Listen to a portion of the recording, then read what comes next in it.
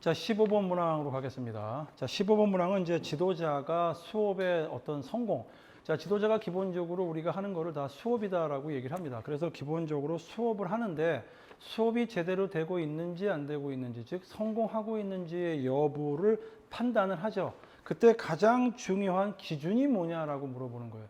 자, 기본적으로 우리가 수업을 하게 될 경우에는 아까 말씀드렸듯이 계획이라는 걸 세웁니다. 자, 수업에서 계획을 세울 때는 가장 먼저 해야 되는 게 목표를 수립하는 거예요. 자, 목표를 수립한다, 내지는 목표를 설정한다라고 얘기를 하는데, 기본적으로 이게 목표가 설정이 되게 되면은 목표에 도달을 했는지 안 했는지가 가장 중요한 기준이 됩니다. 그게 바로 성공 기준이 되겠죠. 그래서 15번 문항 같은 경우는 1번 같은 경우, 가번 같은 경우는 얼마나 학생들이 즐겁게 수업에 참여하는가라고 물어보죠. 이거는 그렇지 않은 거죠. 또 하나는 규칙을 얼마나 잘 지켰느냐, 내지는 또 수업 중에 얼마나 열심히 참여했느냐. 자, 이런 것들도 사실 수업을 판단하고 수업을 분석하는 데 있어서 중요한 요소이기는 합니다. 그렇지만 가장 중요해서 수업을 성공을 했느냐 안 했느냐는 이 목표에 도달을 했느냐 안 했느냐가 가장 중요한 겁니다. 그래서 답은 라번에 목표를 얼마나 달성했느냐, 이걸 물어보는 문항이 정답이 되겠습니다. 그래서 15번 문항은 정답이 4번이 되겠습니다. 자, 16번 문항으로 가겠습니다. 16번 문항 같은 경우는 이제 일반 학생들을 대상으로 이제 스포츠라는 프로그램을 이제 운영을 합니다. 자, 운영을 할 때 지도자들이 뭔가 행동이 있죠. 적절하지 않은 행동이 뭐겠느냐라고 하는 문제가 있었습니다. 어떻게 보면 이제 쉽게 다가설 수 있고 누구나 다 상식적으로 생각할 수 있는 것 같아요. 이런 거죠. 움직임의 개념, 특히 우리가 어떤 종목을 가르칠 때 이 움직임의 개념이라든가 전략이라든가 전술을 이해하고 신체 활동에 어떤 적용할 수 있는 충분한 기회를 제공을 해줘야 되죠. 자, 지도자들은 기본적으로 예를 들어서 지금 탁구에서 공격이라는 걸 가르쳐 줄 때는 공격할 수 있는 스트로크라든가 드라이브라든가 스매싱이라는 거를 가르쳐 주고 본인들이 할 수 있는 기회를 줘야 되죠. 기본적으로. 그 다음에 자, 우리가 운동이라는 거, 스포츠라는 걸 통해서 다른 사람들하고도 잘 어울릴 수 있게끔, 즉 존중해주고 협동해주고 이런 중요성에 대해서도 경험할 수 있게 해줘야겠죠. 즉 스포츠맨심이라든가 기본적으로 우리가 스포츠를 통해서 얻을 수 있는 어떤 정의적인 가치가 있겠죠. 이런 것들도 우리가 가르쳐 줘야 됩니다. 자, 그리고 건강한 삶을 어떤 영위할 때 스포츠가 중요하겠죠. 자, 이런 것들도 이해시킬 필요가 있죠. 자, 요 전에 나왔던 문제 중에서 하나가 이런 게 있었죠. 기본적으로 우리가 스포츠를 지도를 할 때 우리가 꼭 생각해 줘야 될 것 중에 하나가 바로 이렇게 심동적인 영역도 있었죠. 그 다음에 인지적인 영역도 있었고, 또 하나 이 정의적인 영역도 있습니다. 자, 이런 것들을 잘 조화를 해서 가르쳐 주는 걸 우리가 일반적으로 전인교육이다라는 얘기를 합니다. 자, 여기에서 말하는 것도 마찬가지입니다. 전인교육을 고려해야겠죠. 그런데 이제 답안 같은 경우 이런 말이 되어 있죠. 승리의 중요성에 대해서 지속적으로 강조한다.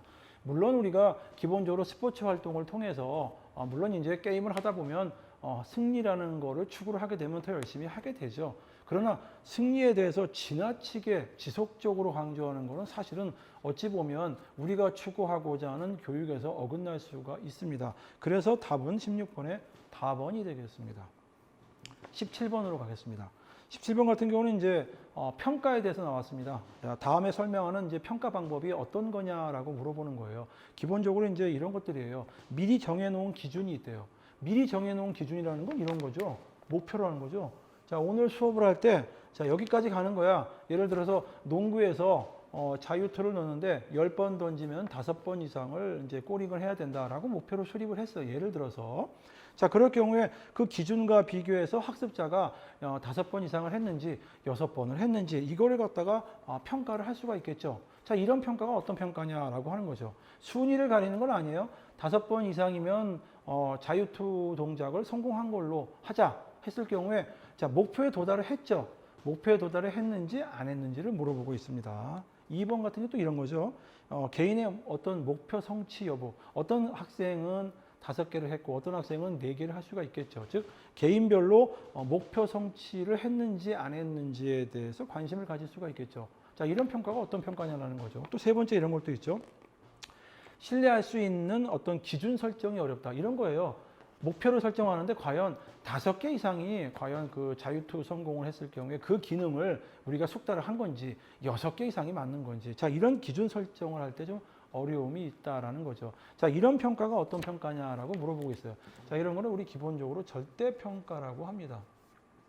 그래서 절대평가 같은 경우가 바로 이렇게 목표의 수립에 도달했는지 안 했는지에 관심이 많죠. 자, 이거와 관련해서 이런 것도 있죠. 상대적으로 나의 위치가 어느 정도 되는가 해서 상대평가라는 게 있을 수가 있어요. 그래서 이런 평가에 대해서 이제 가끔 물어보기 때문에 반드시 숙지를 해 주시기 바랍니다. 그리고 또 이런 것도 있죠.